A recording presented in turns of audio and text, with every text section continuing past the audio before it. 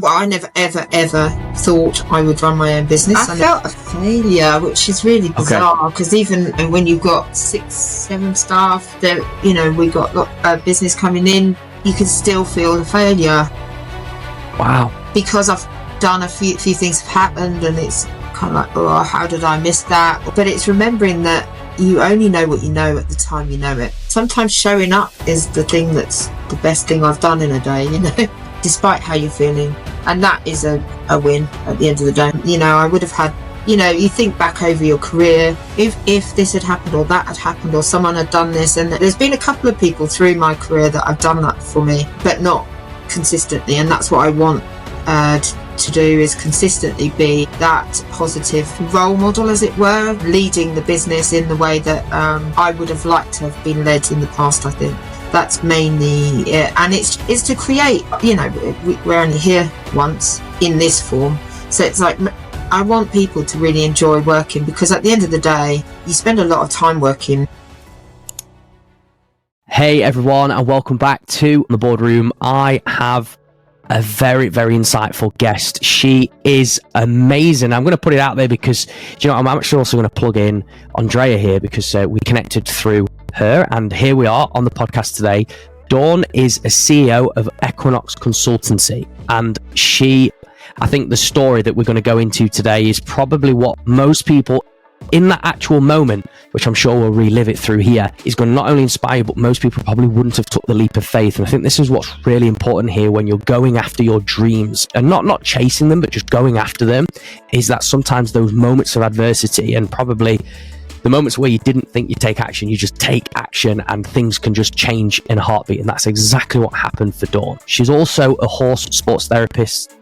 She sees them as a babies, 5 of them, and that is now a pleasure in her life that was once going to turn a business. So again, there's a lot of different turns and directions that's gone on here, which I am really, really excited to get stuck into. Hey guys, are you feeling burnt out or wanting a quick break away from the daily grind? Well, our friends over at Cyro Boca Place offer the ultimate destination for those seeking a blend of luxury wellness, adventure and restoration. If you know me, you know I'm fully invested in health and well-being. So if you don't prioritize yourself first, how are you supposed to be showing up for others around you? Looking for an experience like this, head over to www.cyrohotels.com. Dawn, welcome to the podcast. Hi, nice to meet you. I know it's like a virtual meet, isn't it? And I know we were sort of talking before, and you said openly that this is your first podcast experience. It is. I have some amazing marketers, as you've already mentioned. Andrea has challenged me to get myself out there and start telling my story. So here we are.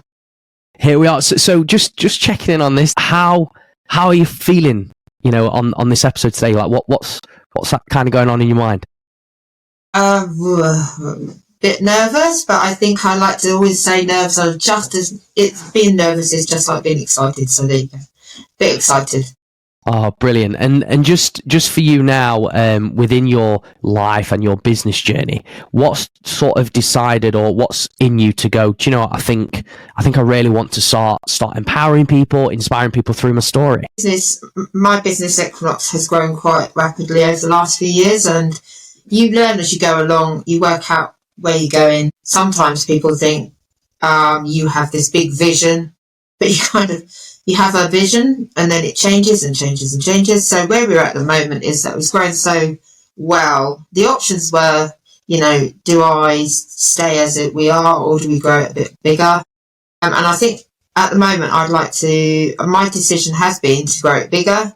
And then that means me stepping out, getting myself out there so that I'm not that, just person sat in the background doing it. I do step out. So I've done a couple of International Women's Day events over the last couple of years, quite liked it, and then thought, well, why not? And yeah, it's about growing the business, making the environment that I create a really positive one, I'd say.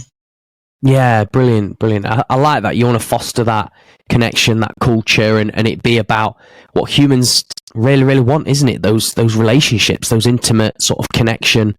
Absolutely, yeah. Even a community. So what made you come to this mindset or conclusion that, okay, I've now got the growth of the business? Because most people probably in a bit, I just want to keep growing and growing and growing, but you want it to grow, but you're sort of like slowing down by focusing on a different angle to speed up again. I just wondered what made you come to that sort of angle. There's a lot of things.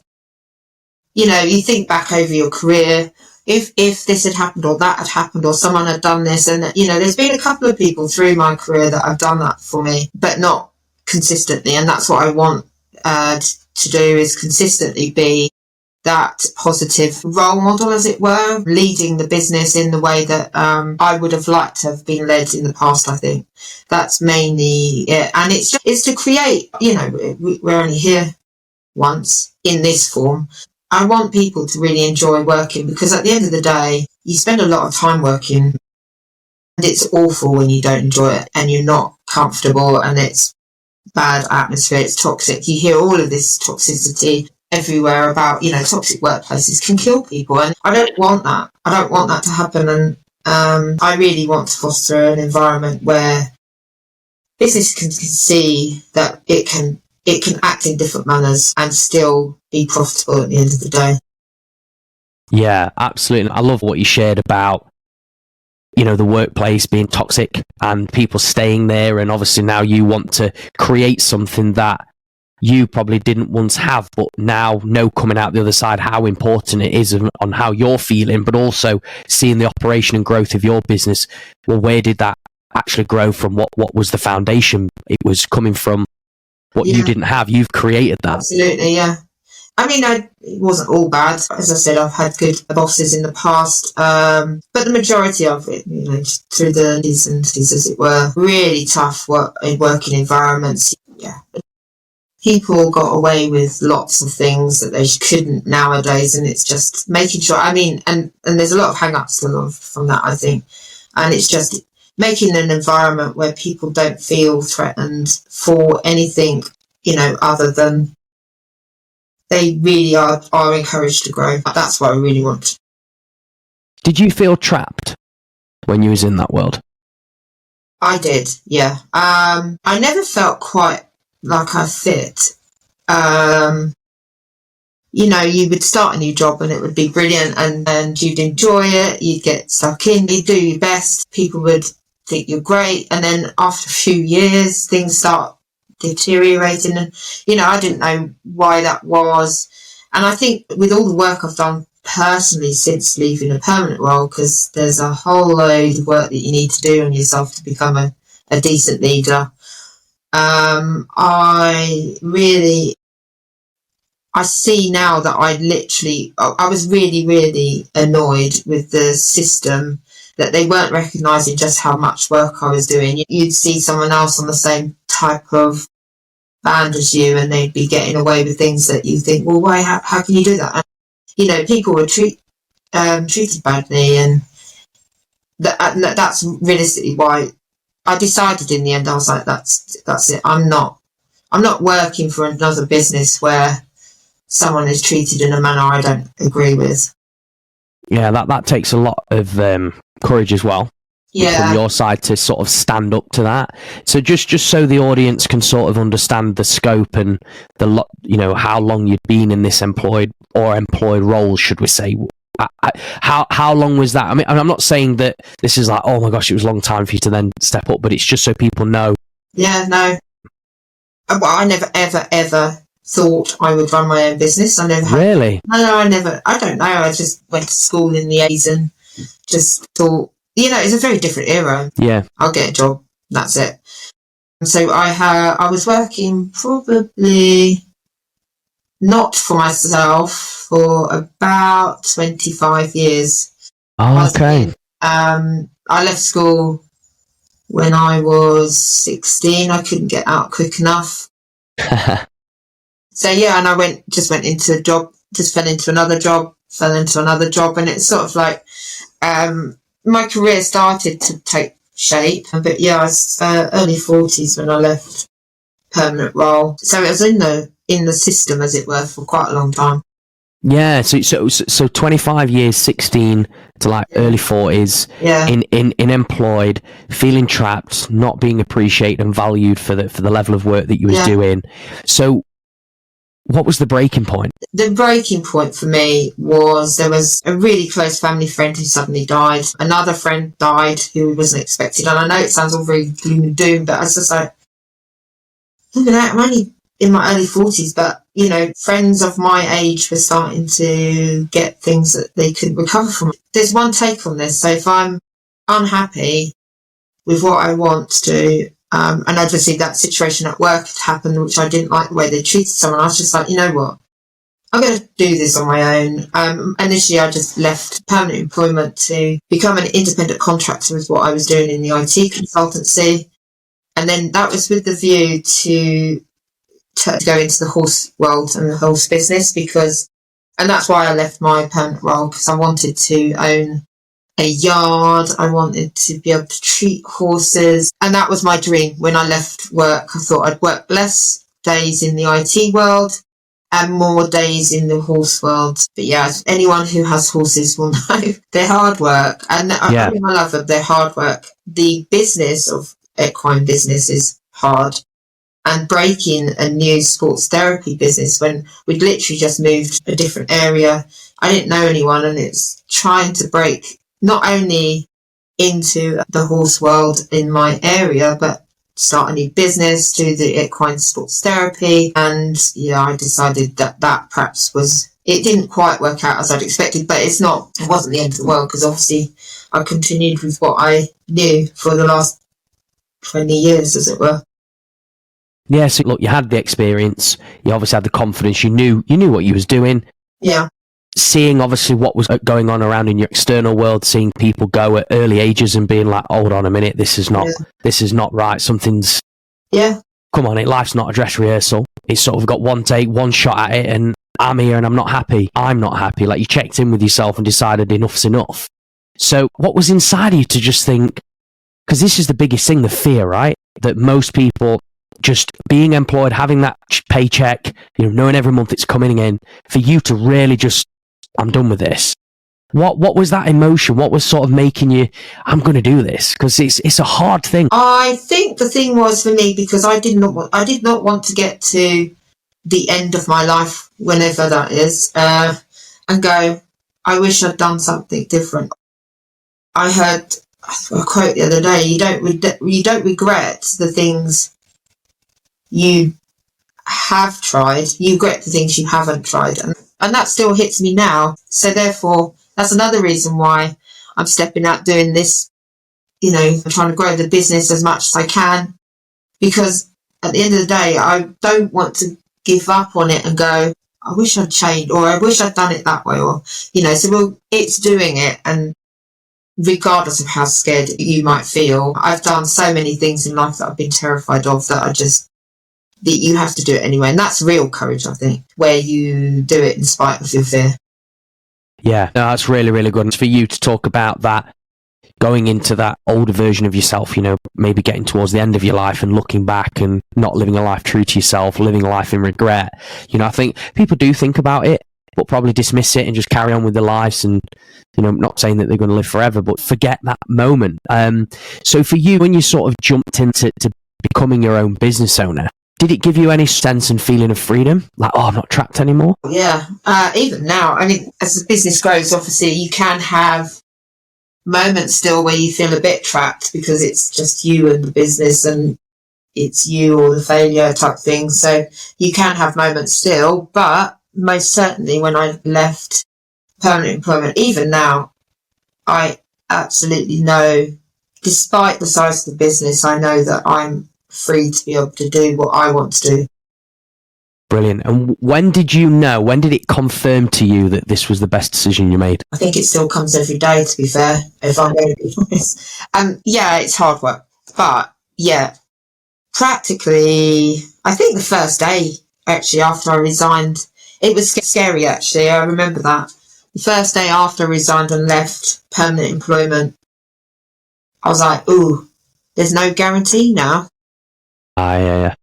But I worked in the same manner I had in all of the businesses I worked in the past. I worked with values. I had integrity. Our company's very much about values, and that's come from the team we've got. So we worked our values out together. So yeah, just plodded on at times. Showed up every day. I have not been without work since leaving a permanent role, so I've never been out of work. So. And that is, how long is that now? We are coming up to 10 years this year. 10 years in August 25. So yeah, I'm pretty chuffed, to be fair, actually. And I think it's in moments like this when you talk about it, you realise actually what you've done, despite the hardship. And when I say hardship, it's obviously showing up. In the last 10 years, I've had less sick days than I've before that. Yeah, because obviously people, if they're not feeling up to it, maybe in an employed role, might just keep pulling sickies or get sick notes. Obviously, if you're a business owner, it's not going to happen. No, I showed up even when I had COVID. I remember having an accident with a horse about a week before go live of somewhere that I was working. And the day after my emergency op, I was back on work, and I was off work for about a day. So yeah, and not back in the office, but I was working online, and that was before the era of online working. But yeah, I did that. We coped. We did it.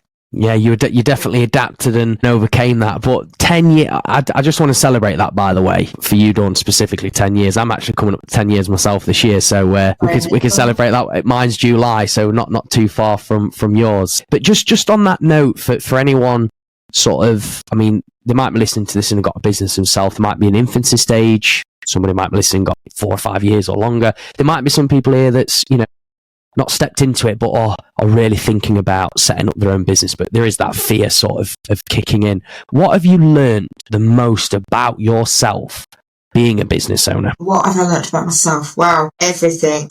I don't think I really knew myself before becoming a business owner, actually. Okay. In what way? There's no one you can blame. So that's actually that's actually probably it. When you work, it's like, oh God, my boss is a pain in the wherever, or the company doesn't do things right, or this or that, the other. But when you work for yourself, there really is only one person that can take responsibility, and that's you. So if it's not quite going right, then it's you. And it's sort of working out, looking at myself. I have done so much inner work over the last 10 years. I mentioned to you about seeing your post yesterday about imposter syndrome, and that's all that all the time. It's a real work on yourself. So I think the business actually has expanded in leaps and bounds when I felt the most confident, I would say. And that's how it directly correlates between yourself. So I think the inner work you have to do on yourself, to really understand wholly what you're here for and why. I know someone cynical says, what's your why? I was like, I don't know, I just want So it's like working on that. But then again, I suppose I did have a why, but it changed because it was initially to be in the horse business. Yeah. Okay, I love this. Thank you for sharing that as well, Dawn, because there is that, I guess, I was talking about it actually the other day with Fred, who was on about the sort of like the employed conditioning, and then obviously you've got the self-employed conditioning in a way, and it seems as though the people that sort of want to or are in that transition of starting the business sort of seem to do a lot more inner work. Or they go within rather than so when you say what's your why when you're sort of building this business, it becomes stronger. I want freedom, I want financial freedom, or I want to help people, I want to give back to people that I didn't have. It's quite a common sort of thing. I don't know whether you can remember, but I just want to ask you anyway, when you was employed, if I was to kind of sit opposite you in a coffee shop and I said, oh okay, just say we're having a chat, and I said, Dawn, what's your why? Would you be able to answer it? Or? No, I just said, what are you talking about? What's that mean? What's that? No, it's, I don't think I would have been able to, actually, to be fair. What's my why? I would have said to have I don't know, actually. I've been conditioned into the self-employed, clearly. Yeah. I don't know. I really don't think, honestly, I would have been able to say my why. I think I felt that I had a purpose that wasn't being fulfilled. but I didn't know what that was, and and I probably couldn't have put my finger on it, because you don't know until until you try. And that's the whole thing, that even if you have an inkling that you think you might want to run your own business or want to venture out of permanent employment, just do it, because the worst that will happen is it fails and you go back to permanent business. So no employer is ever going to look at you and go, well, you failed at that. They're going to look and go, well, I mean, because I know that I would, and look at someone and go, well, nice try. And then maybe it wasn't the right thing or whatever, but you'll work it out. And that's, I think, if you've got that desire, then you do it. Yeah, absolutely. It's like the fear of failure is quite big, isn't it, in the business world, or people who probably, like you say, in that employed role and they want to step out and maybe have a hobby to start off with and then turn it into a business, but they're still fearing that failure. Do you commend failure? Do you with your team and the people that you sort of bring into your world, do you actually appreciate and celebrate with them if they fail? I like to try. People are all conditioned into an environment of work. They're all like, I don't want to hold my hand up and say I failed. So right. I'm trying. That is actually part and parcel of what I'm hoping to incorporate within the business over the next few months or years, actually. But that's what I want people to do. I want people to try, so that if they do fail, it's like, well, hey ho, it's as Stephen Bartlett's forever going on about failures and you need to. I left the permanent employment to become a full-time horse looker after, and that didn't work out. Now I've got a business that's like paying for the horses, so it's a pleasure rather than business. And that sometimes is, I think when you're self-employed, you have to just think on your feet a bit more. Yeah. And that is a good challenge. It keeps your mind fresh, I think. Yeah, definitely. I like that. It like sort of opens your mind up a little bit more. You're a bit more expansive rather than closed and fixed. Yeah. For you then, because obviously you talk about failure, what's been sort of your biggest failure or a memory that you can remember that, I massively failed on that, but what lesson did you take from it into what you do now? Ooh, biggest failure. Let me think. Well, the horse business is one. I studied for 4 years to be an equine sports therapist. I put a lot of time and effort into it. Yeah. I know everything how horses' anatomy works, how everything works. You go into so much detail. And I don't think I ever did one-page job, actually. So I did a lot of freebies. People love it. Yeah, well, they do, yeah. Actually, charge for it. It didn't work. So that, I'd say, is well, it was a failure. But was it? I've got a lot of experience. I know a lot about looking after my horses now, So, and it was an experience. I got to have a lot of time and understanding from the equine world, and really, really understand horses a little bit better, because they've actually taught me a lot about business as well. So, okay, what's that then? I'd love to know, what have they taught you? Well, because it's the communication bit. So, communicating with horses, they're a prey animal. They're very different to like dogs and cats and things like that. They get very scared. They can hurt you quite quickly, and it's understanding minute little things on them that might suggest that they're not comfortable. It's seeing, and it's reading horses, people. It's really helped just to get my intuition far better. I look at a horse and I can tell if it's not right. You can see from the facial images, from the eyes, from the nose, from the tail, from everything. And it doesn't have to be moving. It just can look a little unhappy with life. So they can go from that to literally rearing and getting upset with you. And that's a really unhappy horse, obviously. But yeah, they will communicate in a way. Obviously, they don't talk, but you can see what's going on. And you can, with a lot of patience and being present in the moment, you can really get on their level. And that is very much what I think has brought into business. You know, it's reading people, because people might say one thing, but they certainly don't mean it sometimes. You know, they can mean something quite different. And it's looking at subtle body language. It's feeling energy, you know, because quite often that is very as a giveaway for people sometimes. So yeah, it's that they've taught me a lot. It's probably a podcast in itself, to be fair. I could go on about forever. No, but this is, I love this though. I really do, because I think more so now in the current generation and world we live in, I think it's so important, because we live where we're supposed to be more connected and talk, and we don't. No, you know, we don't. So we don't talk. It is just probably looking at someone's face, or maybe you have to understand intuition, I think, a lot more with people to open them up, because we're a bit more closed off. Absolutely. And I actually went on a client site for the first time in 5 years a couple of weeks ago, and the difference between when you see people face to face, I mean, yes, it's great, you can do lots of work, but seeing someone and talking to someone in person, you get so much more from that than you do virtually or text. Or I mean, texts and messages are awful because there's no emotion to them. You can read one sentence 5 different ways probably, or 10 different ways probably. Yeah. So it's being present in the moment with that person, with that animal, with that, you know, whatever it is. It's definitely it's a lesson. It's a lesson in understanding sometimes where you need to be, I think, especially when business is exceptionally busy, because you're worried about the future, worried about what's happened. So it's just take a moment to stop and be in the moment.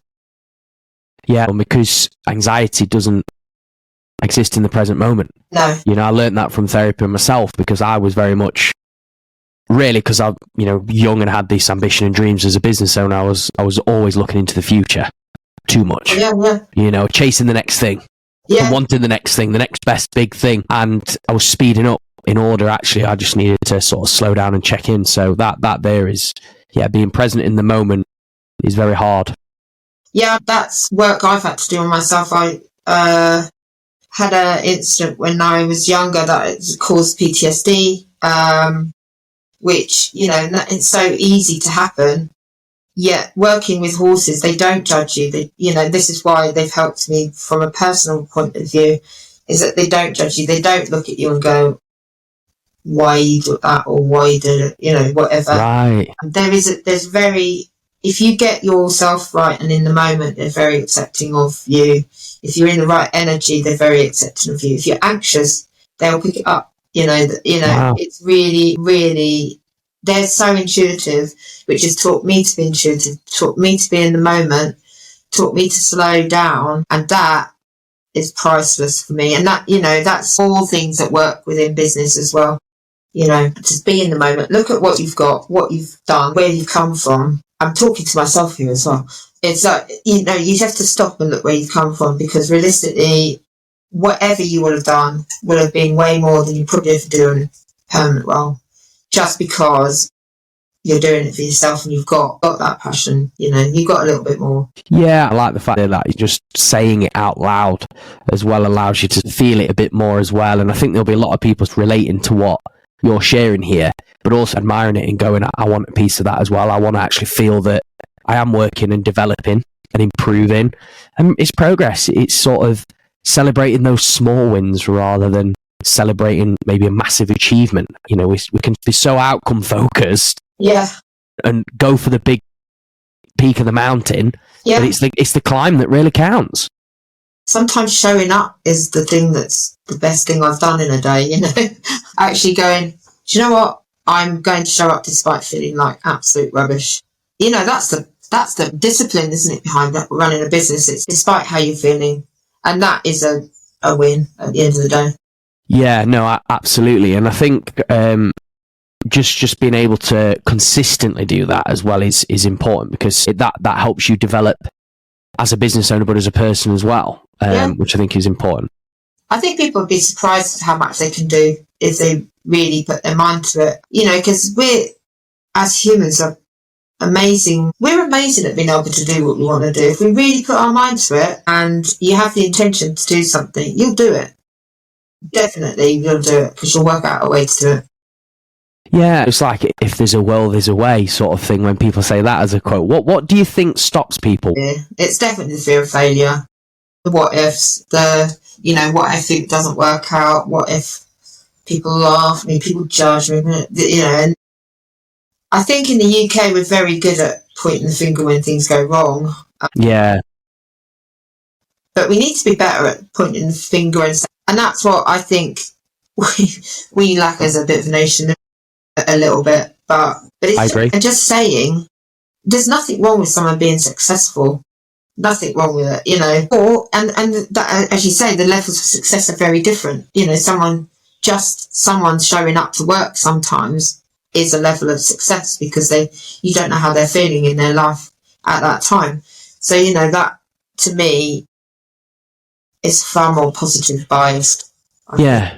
And do you think people fear success? Potentially, yeah. I know that I've feared it to a degree because what would people think?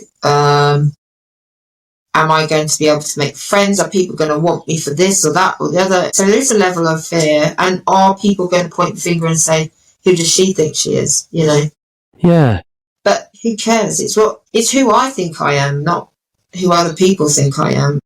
And it's really, really hard.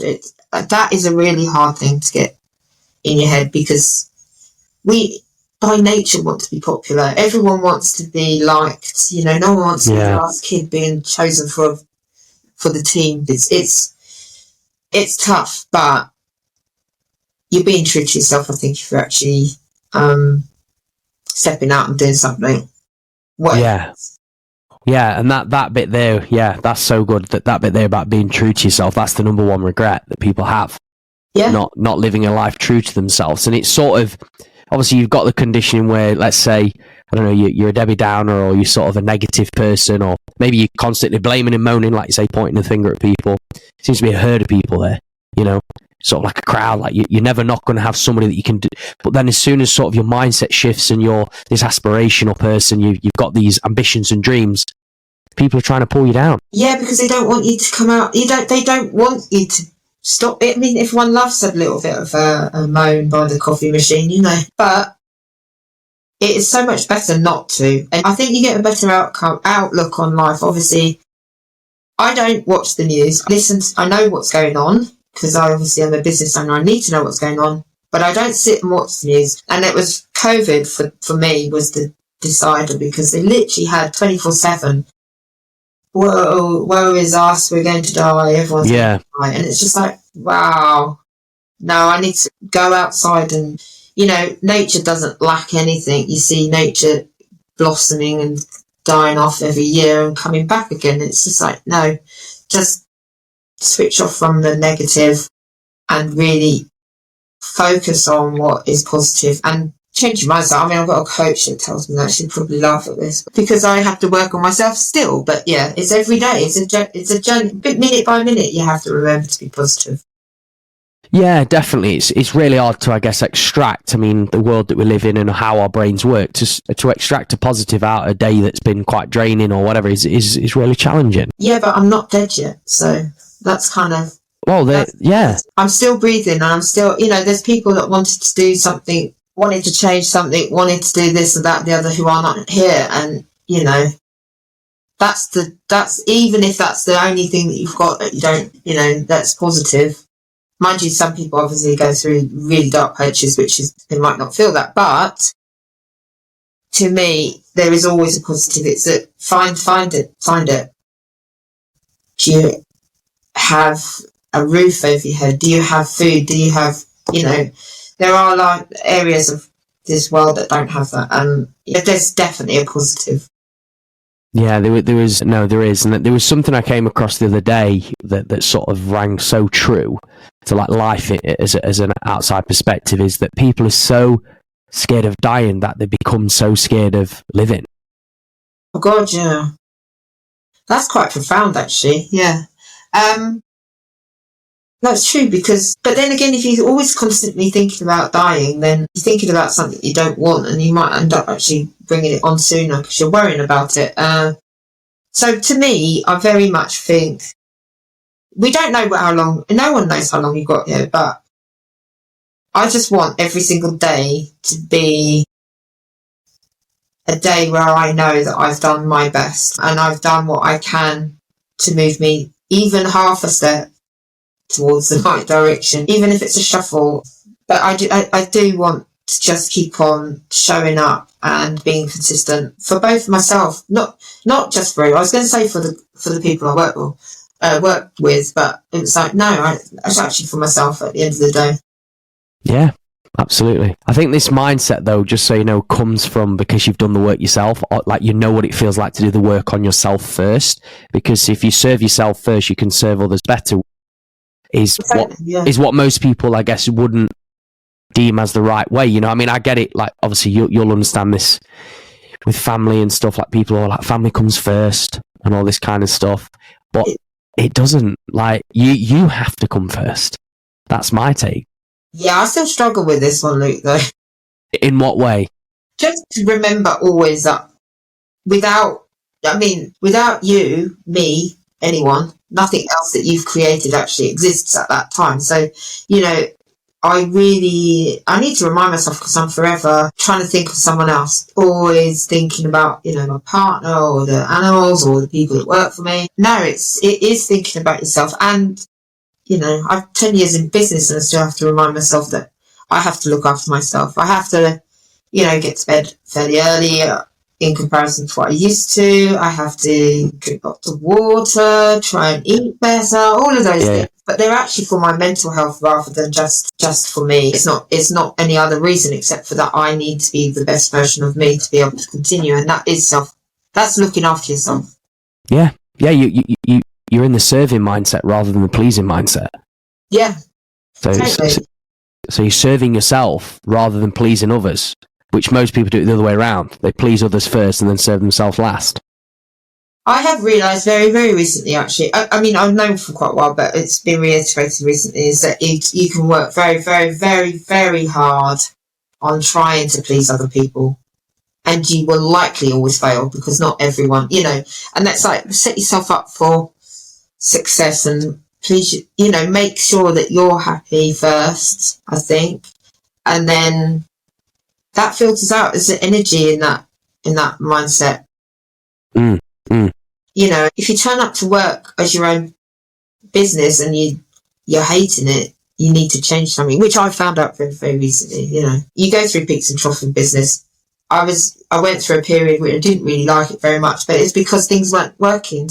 And that, again, it's down to my mindset, and I've needed to deal with things and change things and just embrace things.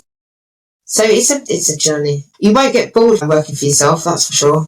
Yeah, you're always kind of getting kept on your toes. But this is a really good piece, again, that you're sharing here, Dawn, because it's sort of like, look, you know, I'm still learning.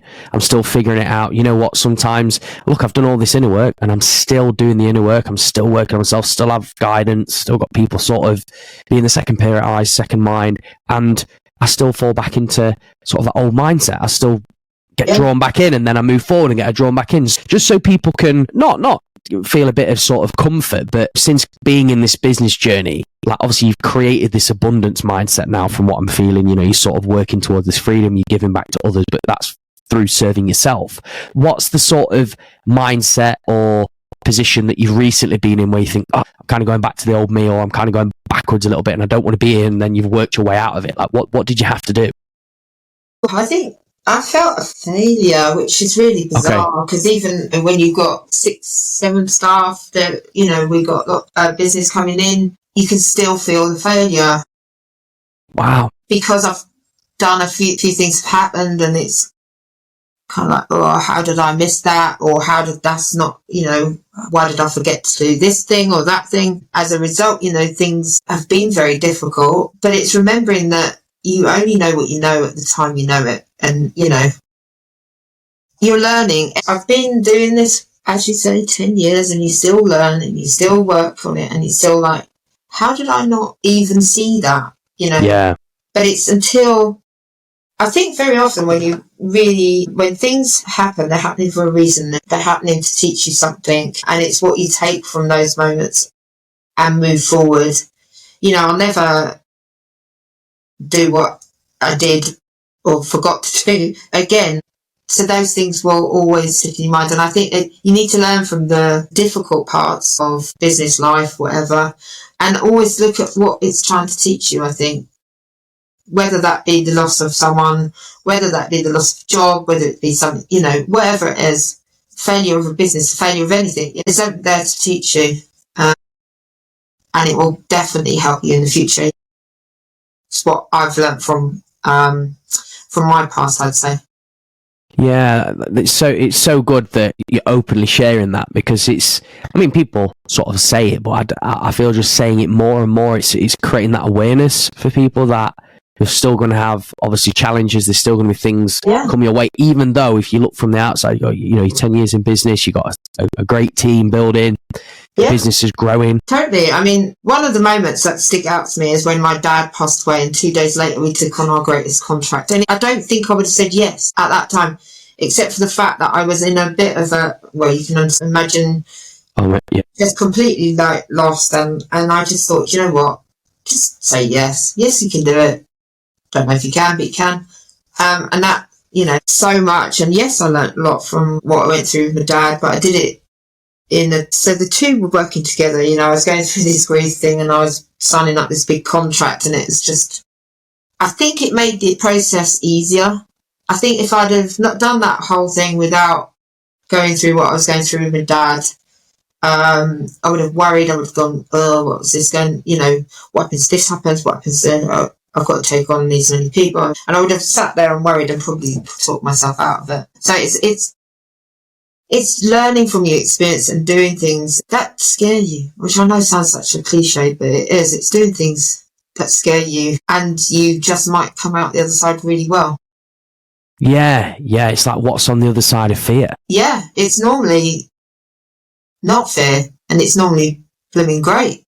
I say blooming great, yeah, awesome what can come, but yeah, sharing that on your dad piece, obviously sorry for your loss on that, and like I say, I think, as we said, God, I think I even mentioned it sort of in the intro about that moment in that time. Most people would probably run away or just ignored it, maybe just sort of like not been in the right headspace. So I guess for you, what brought you to say yes? Because that in itself, like, most people are not open to even say yes. They're sort of like no, or don't even say anything. I think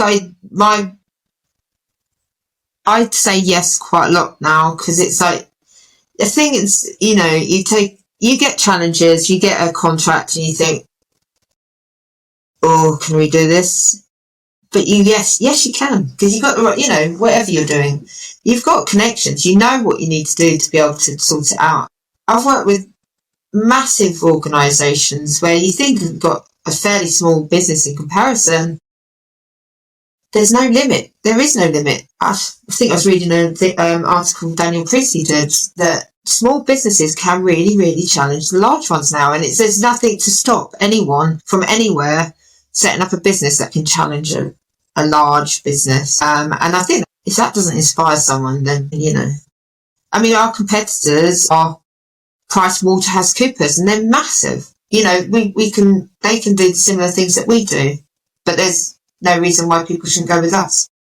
This is good then, because the theme is coming to us now, where it's sort of like no limits, no sort of restrictions. You just keep showing up. It's just keep showing up regardless. Yes, I could sit here and go to my team and say, look at this, like you say, competitor here. We're never going to be anywhere near those. Why are we even bothering? But actually what you're sort of realising is that that's not the case at all. No, it's not. No, do it. I very much, there is no limit. The limit is our brain, I think. The limit is what we set ourselves. If we set ourselves a limit saying, okay, we're going to get 5 customers and da-da-da, you'll get 5 customers, because that you've limited yourself. But if you say, there is no limit, there's no reason why we can't do this. We're looking at different avenues of the business that we've never even, I never dreamed of doing. But, there is no limit. If it's meant to be, it'll happen. But, the only limit is what we set on ourselves, I'd say. And that's a limit of, I can only work in a permanent job, or I can only do this, or I can't afford my mortgage if I leave a permanent role. That's a limit that you're setting yourself right there. Yeah, self-imposed. Yeah. Yeah. That's actually really, really sort of insightful, because just like say for the listeners or the viewers watching this, think about yourself here when it comes to maybe a challenge or something that deep down is a bit of an itch. You want to scratch it, but you sort of then talk yourself out of it, because we're very good at that, I think, as well as a nation. And we talk ourselves out of everything. I think if you've got even an inclination of it, do it part-time. Move towards it. Just move towards it. Yeah. Something happens, I don't know, if you find yourself out of a job or whatever, for whatever reason, and you've had that, then use that as an opportunity. I was looking for another job. You can give yourself safety nets. You don't have to just go all in, but I don't think you disappoint yourself if you do. Yeah. I think you'd be really impressed with yourself. Don't limit what you might or might not be able to achieve. I mean, people don't get born doing Ironmans and marathons and all of that. They have to train and they have to work for it. And, it's the same for business.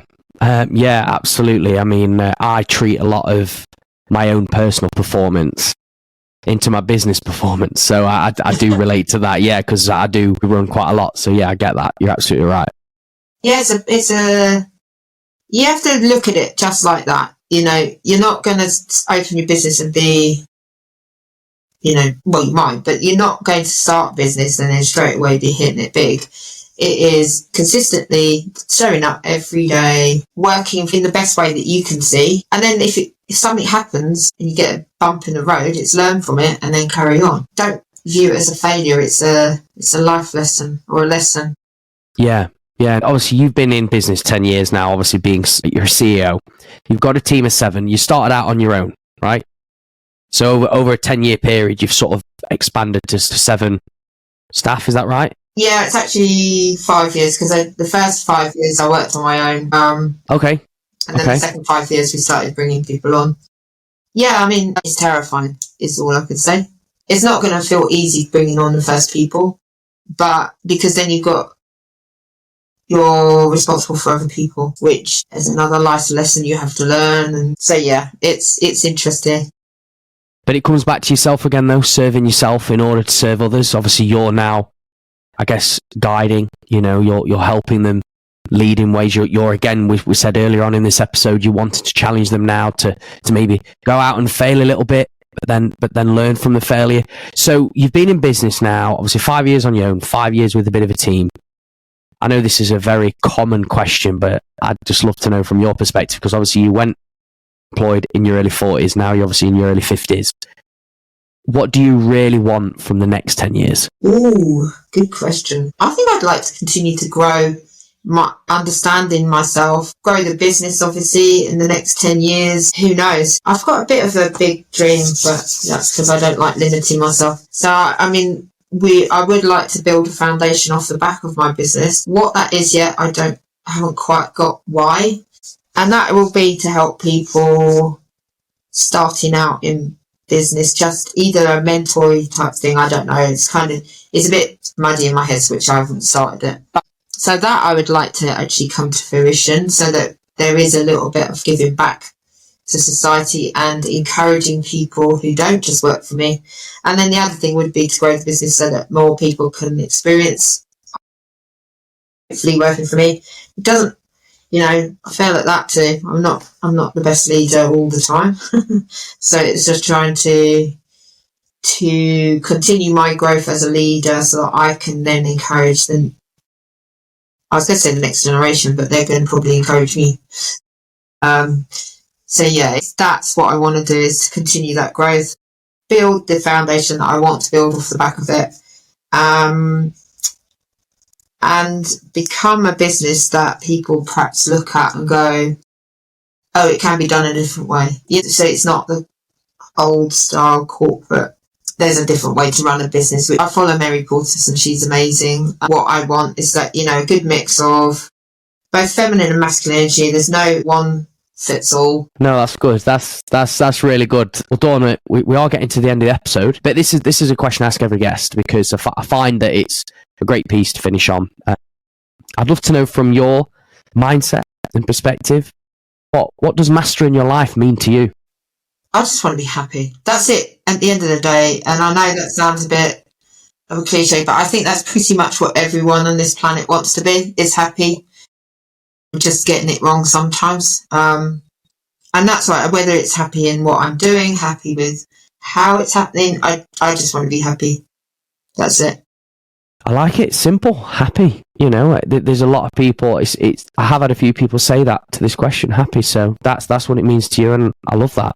Really appreciate you sharing that. So boom, straight away. Well, look, obviously, if anyone listening to this episode or viewing it wants to sort of follow your work, connect with you further, or maybe have a conversation with you, Dawn, where can people find you?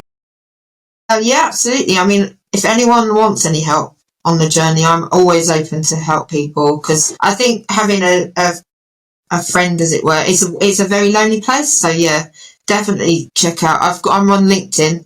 So a LinkedIn profile is Dawn Coupe, and Equinox Consulting has its own LinkedIn page. So yeah, but just follow me. Definitely happy to help anyone with any questions, because, that's the way that's the way our community will grow and change, is by people helping each other, I think. And not particularly wanting anything out of it, just for the fact that, look, I've been through it. I know that you're going to probably hit this and hit that and do that, So yeah, definitely happy to help. Oh, I love that. Thank you for that as well. I think that's a great sort of thing to say there, where so people helping each other out can all learn from each other, and sometimes it could just be that one conversation, that sort of one person that you connect with, that either you might work together, but it's not expecting anything, but you might become friends and collaborate in the future. Who knows? Yeah, no, and I think it's like, not potentially when you get to a position that you're running a business, working together is not necessarily where you need to be. You need people and colleagues and a network that can support you, who aren't necessarily working with you, because it's a very different relationship. So yeah, definitely happy to give back a bit, without question. Definitely. No, that's amazing. So look, final thing from myself, Dawn, thank you so much for investing time with us and spending it on your first podcast. I know. I can't do that one again. Oh, brilliant. Have you enjoyed it though? Yeah, no, it's been great actually. Thanks. Nothing too difficult. No question was too difficult. No. Brilliant stuff. Well, thank you again, and I look forward to this one coming out. Thanks a lot, Luke.